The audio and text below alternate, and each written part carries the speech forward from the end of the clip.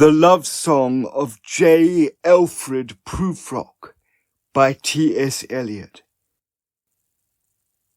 Let us go then, you and I, when the evening is spread out against the sky like a patient etherized upon a table. Let us go through certain half-deserted streets, the muttering retreats of restless nights in one-night cheap hotels and sawdust restaurants with oyster shells. Streets that follow like a tedious argument of insidious intent to lead you to an overwhelming question. Oh, do not ask, what is it? Let us go and make our visit. In the room the women come and go, talking of Michelangelo. The yellow fog that rubs its back upon the window panes, the yellow smoke that rubs its muzzle on the window panes, licked its tongue into the corners of the evening, lingered upon the pools that stand in drains, let fall upon its back the soot that falls from chimneys, slipped by the terrace, made a sudden leap, and seeing that it was a soft October night, curled once about the house, and fell asleep. And indeed there will be time for the yellow fog that slides along the street, rubbing its back upon the window panes. There will be time. There will be time to prepare a face to meet the faces that you meet. There will be time to murder and create, and time for all the works and days of hands that lift and drop a question on your plate.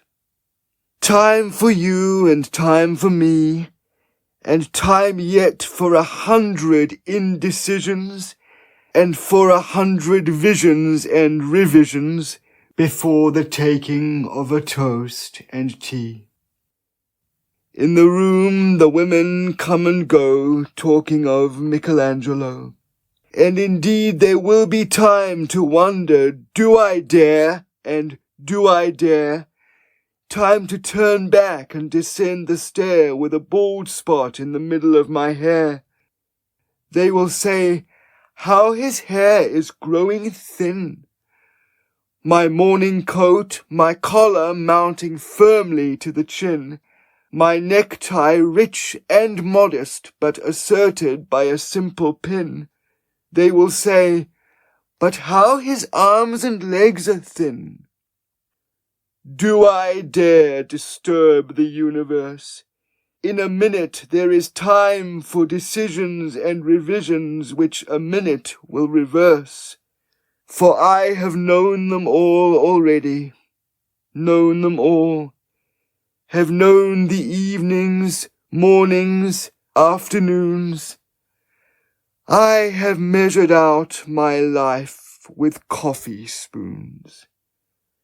I know the voices dying with a dying fall beneath the music from a farther room. So how should I presume? And I have known the eyes already, known them all, the eyes that fix you in a formulated phrase.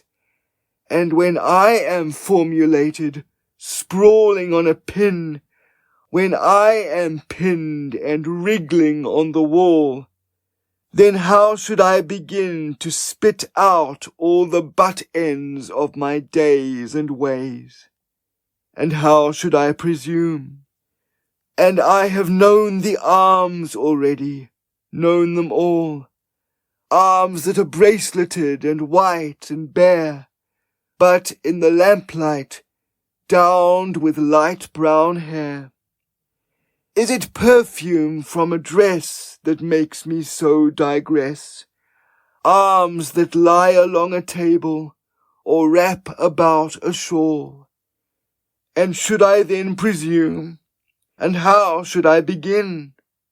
Shall I say, I have gone at dusk through narrow streets, and watched the smoke that rises from the pipes of lonely men in shirt sleeves leaning out of windows. I should have been a pair of ragged claws scuttling across the floors of silent seas. And the afternoon, the evening sleeps so peacefully, smoothed by long fingers. Asleep, tired, or it malingers, stretched on the floor here beside you and me. Should I, after tea and cakes and ices, have the strength to force the moment to its crisis?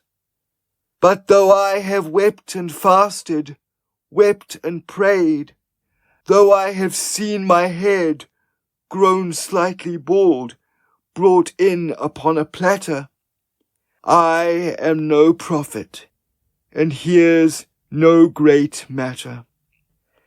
I have seen the moment of my greatness flicker, and I have seen the eternal footman hold my coat and snicker. And in short, I was afraid. And would it have been worth it, after all? After the cups, the marmalade, the tea, among the porcelain, among some talk of you and me? Would it have been worth while to have bitten off the matter with a smile, to have squeezed the universe into a ball, to roll it towards some overwhelming question, to say, I am Lazarus come from the dead, come back to tell you all. I shall tell you all. If one, settling a pillow by her head, should say, that is not what I meant at all. That is not it at all. And would it have been worth it, after all? Would it have been worth while, after the sunsets and the dooryards and the sprinkled streets, after the novels, after the teacups, after the skirts that trail along the floor, and this, and so much more? It is impossible to say just what I mean, but as if a magic lantern threw the nerves in patterns on a screen. Would it have been worth while if one, settling a pillow or throwing off a shawl, and turning by the window should say, that is not it at all. That is not what I meant at all. No, I am not Prince Hamlet, nor was meant to be. Am an attendant lord, one that will do to swell a progress, start a scene or two, advise the prince, no doubt an easy tool, deferential, glad to be of use, politic, cautious and meticulous, full of high sentence, but a bit obtuse. At times, indeed, almost ridiculous. Almost, at times, the fool. I grow old. I grow old. I shall wear the bottoms of my trousers rolled.